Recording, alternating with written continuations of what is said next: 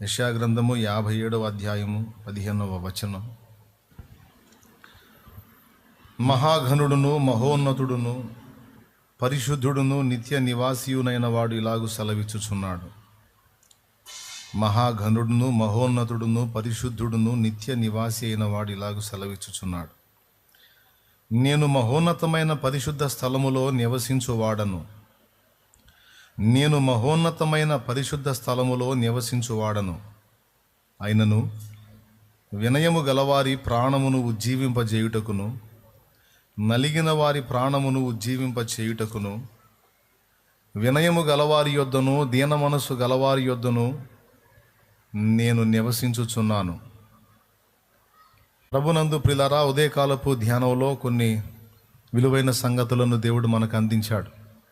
Ruth గ్రంథంలో ఒక మాటను తీసుకొని దేవుడు కొన్ని విషయాలు మనకు అందించాడు. రూతు ఒక మోయాబు స్త్రీ, శాపగ్రస్తమైన సంతానానికి చెందిందై ఉండి కూడా ఒక ఆశీర్వదించబడిన వానికి భార్యగా అయ్యి యేసుక్రీస్తు వంశావళిలో తాను పేరు సంపాదించుకున్న స్త్రీగా రూతు కనపడుతుంది.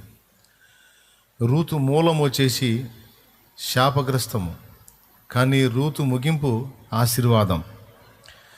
రూతు అన్యురాలైనప్పటికీ నయోమి విషయంలో ఆమె ప్రవర్తించిన తీరు, ఆమె చేసిన తీర్మానం ఆమె జీవితాన్ని ఒక ఆశ్చర్యకరమైన మలుపు తిప్పింది. రూతు ఓర్పాలాగా అత్తను వదిలిపెట్టి వెళ్ళడానికి ఇష్టపడలేదు. రూతు అత్తను చూడాలి, ఆమె కోసం జీవితాన్ని అంకితం చేయాలని నిర్ణయించుకుంది. తనకు భర్త లేడు, పుట్టింటికి పోతే వాళ్ళు ఏదో ఒకటి చూసి పెళ్లి చేస్తారు, దాన్ని ఆశించలేదు. సొంత అత్తగారే సలహా చెప్పింది, పుట్టింటికి వెళ్ళమ్మా, నీకు మంచిగా వాళ్ళు సంబంధం చూసి పెళ్లి చేస్తారు, నీకు మంచి లైఫ్ వస్తుంది, నా కొడుకు ఎటుగొట్టి చనిపోయాడు కదా అని తను చెప్పింది సలహా. అయినా వినలేదు. వినకపోగా ఏముందో తెలుసా, నేను నీతో పాటు వస్తాను, నీ దేశమే నా దేశము, నీ జనులే నా జనులు, నీ దేవుడే నా దేవుడు, నీవు మృతి పొందే స్థలంలోనే నేను మృతి పొందుతానని తన తీర్మానాన్ని ప్రకటించింది. అంటే నిష్కర్షగా చెప్పేసింది, నన్ను వెళ్ళు అని నీవు అనొద్దు, మరణమే తప్ప మనల్ని మన ఏది కూడా వేరు చేయకూడదు.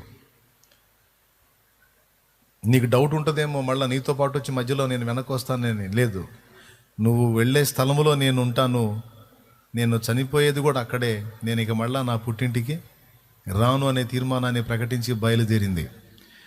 మనం ఎప్పుడైతే దేవుని కోసం బ్రతకడానికి నిర్ణయించుకుంటామో, దేవుడి ఆలోచనల్లో ప్రయాణం చేయడానికి మనల్ని మనం అప్పగించుకుంటామో, ఇద్దరి దృష్టి మన మీదకి వచ్చింది.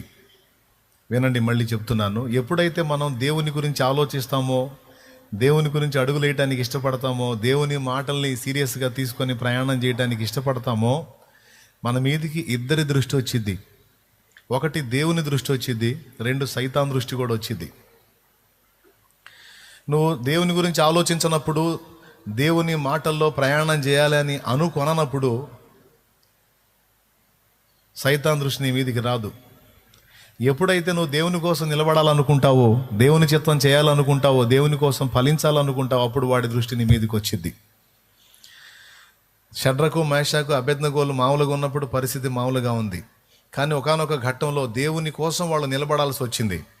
ఎప్పుడైతే దేవుని పక్షంగా వాళ్ళు నిలబడాల్సి వచ్చిందో, అప్పుడు ఒకంత మండుతున్న అగ్నిగుండం 7 అంతలు ఎక్కువైంది.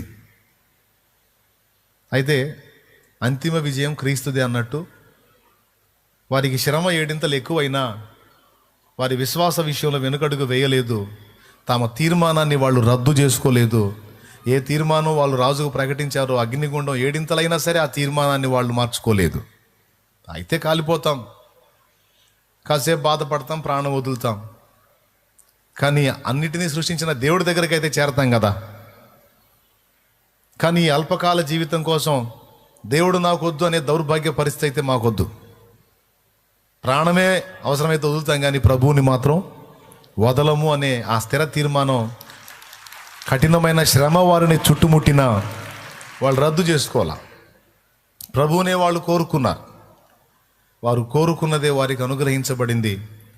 వారు అగ్నిగుండంలో విసిరివేయబడ్డ తర్వాత ప్రభు సన్నిధి వారితో కూడా తోడుగా ఉండి ఆ అగ్ని బలమును చల్లార్చి అగ్ని వారికి ఏ హాని చేయకుండా దేవుడు వారిని కాపాడుకున్నట్టు లేఖనంలో మనం చదువుతాం దానియేలు గ్రంథంలో. అంటే ఒకరు దేవుని మీద మనసు నిలిపినప్పుడు మన మీదికి ఇద్దరి కళ్ళు వస్తాయని చెప్పాను. ఒకటి, దేవుని దృష్టి మన మీదకి వచ్చింది. రెండు, దేవ విరోధి అయినటువంటి సైతాను దృష్టి కూడా మన మీదకి వచ్చింది. నువ్వు దేవుని గురించి ఆలోచించినప్పుడు, దేవుని గురించి ప్రయత్నాలు చేయనప్పుడు, దేవునితో నడవాలని అనుకోనప్పుడు శత్రువు నిన్ను పట్టించుకోడు. నువ్వు వాడి చేతిలో ఉన్నావు. నువ్వు ఎప్పుడైతే దేవుని గురించి ఆలోచనలోకి వెళ్ళావో ఇక వాడు నిన్ను టార్గెట్ చేస్తాడు. ఒక రకంగా చెప్పాలంటే నిన్ను ఎట్లనన్నా దేవుని వైపు నుంచి మళ్లించడానికి వాడు సామ భేద దండోపాయాలన్నీ ఉపయోగించి మెంటల్గా టార్చర్ చేయడానికి, వ్యక్తుల ద్వారా నిన్ను శోధించడానికి, అన్ని రకాలుగా నిన్ను డిస్టర్బ్ చేయడానికి వాడు శతవిధాలా ట్రై చేస్తాడు. ఎందుకంటే నీ ఆలోచనలు నెరవేరకూడదు, నీ తలంపులు నెరవేరకూడదు, నువ్వు దేవునితో నడవకూడదు, ఆయన శాశ్వత దీవెన నీకు రాకూడదు అనేది వాడి పంతం. ఇప్పుడైనా మీరు గమనించవచ్చు, మీలో కొంతమంది నన్ను అంటున్నారు కూడా, అడుగుతారు కూడా, ఏందో నన్ను దేవుని కోసం నేను పట్టుబట్టినప్పుడే నాకేందో కష్టాలు ఎక్కువ అవుతున్నాయి, బాధలు ఎక్కువ అవుతున్నాయి, శ్రమలు ఎక్కువ అవుతున్నాయి, శోధనలు ఎక్కువ అవుతున్నాయి. నేను దేవుణ్ణి అంతగా పట్టించుకున్నప్పుడు నాకే ప్రాబ్లం లేదు, అంతా సాఫీగా సాగిపోయింది. నేను ఎప్పుడైతే దేవుని విషయంలో సీరియస్గా ఉండటం మొదలుపెట్టానో, తీవ్రంగా ఉండటం మొదలుపెట్టానో, అప్పుడు నన్ను అన్ని చుట్టుముట్టడం మొదలైనాయి. అవును, అప్పుడే చుట్టుముడతాయి. ఎందుకంటే శోధకుడు అప్పుడే కదులుతాడు. ఎందుకంటే నువ్వు డేంజర్ ఆలోచన చేస్తున్నావు, దేవునితో నడవాలనుకుంటున్నావు. నువ్వు దేవునితో నడిస్తే పరిస్థితులు వేరుగా ఉంటాయి. కాబట్టి నువ్వు దేవుని గురించి ఎప్పుడైతే తీవ్రంగా ఆలోచన చేస్తావో, ఎక్కువ ఆసక్తి కలిగి ఉంటావో, ప్రెజర్స్ కూడా అలా పెంచబడతాయి. నీకు ఇలా ఒత్తిళ్ళు పెరుగుతున్నాయన్న సంగతి దేవుడికి కూడా తెలుసు. నువ్వు దేవుని గురించే ఆసక్తి కలిగి ఉన్నావు, దేవుని గురించే తృష్ణ కలిగి ఉన్నావు, దైవ చిత్తమే నెరవేర్చాలనుకున్నావు, దేవునితోనే నడవాలనుకుంటున్నావు. కానీ నీకు ఒత్తిళ్ళు వస్తున్నాయి. ఈ వస్తున్నాయి అన్న సంగతి దేవుడికి కూడా తెలుసు. అయినా సరే మౌనంగా ఉంటాడు ఆయన. నేను నీతో కూడా వస్తాను అన్నప్పుడు నయోమి రామ్మ అందా, వద్దు అని అడ్డగించిందా? గట్టిగా పట్టుబట్టింది. నో, నువ్వు రావటానికి వీల్లేదు, నీ తోడి కోడలు చూడు చక్కగా వెళ్ళిపోయింది, నువ్వు కూడా వెళ్ళు, నా మాట విను అని గట్టిగా మొరాయించింది వద్దు అని. పొద్దున అది కూడా చెప్పాను. నాకు తెలిసి రూతు ఫ్యామిలీ కూడా అడ్డగించి ఉండాలి. నీకేం పిచ్చా? ఏ దేశం? అడిగిపోతానంటున్నావు? నీకు భర్త ఎక్కడ ఉన్నాడు? చచ్చిపోయాడు కదా. ఆ ముసలాం వెంటబడి పోతావా? నువ్వు చేస్తావా? అడుక్కుంటావా? ఏం చేస్తావు? నోరు మూసుకొని ఇంటికి రా, నీ తోడి కోడలు చూడు చక్కగా పుట్టింటికి చేరి, నువ్వు కూడా రా మా ఇంటికి అని ఉండొచ్చు ఫ్యామిలీ. ఫ్రెండ్స్ చెప్పి ఉండొచ్చు సలహా, ఆ ముసలాం దగ్గర ఏముంది, ఎందుకు ఆమె కోసం అంత అల్లాడుతున్నావు, వదిలే చేయి, ఉన్నంత వరకు మంచిగా ఆమె ప్రేమగా చూసావు కదా, ఇక పోనీ ఆమె దారిని ఆమె ఎట్లా పోద్ది, నీకెందుకు, వదిలే అని సలహాలు చెప్పి ఉండొచ్చు. కొంతమంది ఆమెను ఎగతాళి చేసి ఉండొచ్చు. ఏం సాధిద్దామని, ఏం పొందుకుందామని, అంతా కోల్పోయావుగా, జీవితం అంతా పాడైపోయిందిగా, లైఫ్ అంతా అయిపోయిందిగా, భర్త పోయాడు, కుటుంబం పోయింది, అంతా పోయింది, చివరిగా ఒక విధవరాలైన ఆడ మనిషి మిగిలింది, ఆమె దగ్గర ఏం పొందుదామని పోతున్నావే పిచ్చిదానా రూతు, వద్దులే అని ఎన్ని వ్యతిరేకతలు వచ్చి ఉండొచ్చు. నీ జీవితమే అయిపోయిందని చెప్పి ఉండొచ్చు. ఏం సాధిద్దామని, ఏం పొందుదామని అంటే రూతుకి ఇంత భాగ్యం దాచబడిందని వాళ్ళకి తెలుసా? రూతు భవిష్యత్తు దేవుడు ఒక అద్భుతమైనటువంటి కళాఖండంగా తీర్చిదిద్దాడన్న సంగతి వాళ్ళకి తెలుసా? రూతుకు దేవుడు శాశ్వతమైన ఘనతని, మహిమను సిద్ధపరిచాడని వాళ్ళకి తెలుసా? తెలియదు. వాళ్ళకి తెలిసింది ఒకటి, నిన్ను శోధించటం, విసిగించటం, వేధించటం, కృంగదీయటం, దిగజార్చటం, నిరుత్సాహపరచటం, నీరుగార్చటం. ఎవరో అరాకొరా సలహాలు ఇస్తారు కొంతమంది, మంచి సలహాలు సరే, కానీ నీ ఆలోచన బాగానే ఉంటుందిలే, తెలివిగానే ఆలోచిస్తావులే పదాన్ని 10 మందిలో ఏ ఒకడో ఇద్దరు అంటారు, కానీ 8 మంది శోధకులే. వాళ్ళకి తెలియదు నిన్ను శోధిస్తున్నారు వాళ్ళని, వాళ్ళకి తెలియదు నిన్ను అభ్యంతరపరుస్తున్నారని, కానీ అంతే జరిగిద్ది. ఇవన్నీ జరుగుతున్నప్పుడు దేవుడు మౌనంగా చూస్తూ ఉంటాడు. ఎందుకంటే నీ రియాక్షన్ ఎలాగుంటుందో దేవుడు కనిపెడతాడు. ఒకవేళ నువ్వు స్థిరంగా ఉన్నట్లయితే నయోమి రూతును తన వెంట పెట్టుకున్నట్టు దేవుడు నిన్ను తన వెంట పెట్టుకుంటాడు. దేవుని వాక్యంలో రూతు గ్రంథంలో చాలా స్పష్టంగా రాయబడి ఉంది. ఏమని అంటే, ఆమె తనతో కూడా వచ్చుటకు ఆమె మనసు కుదిరినదని నయోమి గ్రహించినప్పుడు ఇక మళ్ళీ ఆమెని ఒత్తిడి చేయలేదు, ఆమెని అడ్డగించలేదు అని రాస్తుంది. అంటే ఓర్పలాగా పై నుండి ఏదో గట్టిగా ప్రెజర్ చేస్తే వెళ్ళిపోవాలనుకుంటుందా, లేకపోతే నిజంగా స్థిర నిశ్చయంతోనే ఉందా అన్నది స్పష్టత తీసుకుంది నయోమి. దానికోసం వద్దు వద్దు వెళ్ళిపో, నువ్వు కూడా వెళ్ళిపో వెళ్ళిపో వెళ్ళిపో అని పలికింది. నిజంగా రూతు కూడా వెళ్ళిపోతే నాకు తెలిసి నయోమి మార్గ మధ్యలోనే చచ్చిపోతుండే. కానీ రూతు వదల్లా. రూతుది కపట ప్రేమ కాదు, రూతుది అవకాశవాదం కాదు, రూతుది తాత్కాలికమైన ప్రేమ కాదు, రూతుది నిజమైనటువంటి ప్రేమ. నిజంగానే ఆమె పలికిన మాటలు రూఢి అని నమ్మి ఆ తర్వాత ఇక ఆమెను మళ్ళీ విసిగించలేదు, ఇబ్బంది పెట్టలేదు నయోమి. దేవుడు కూడా అంతే.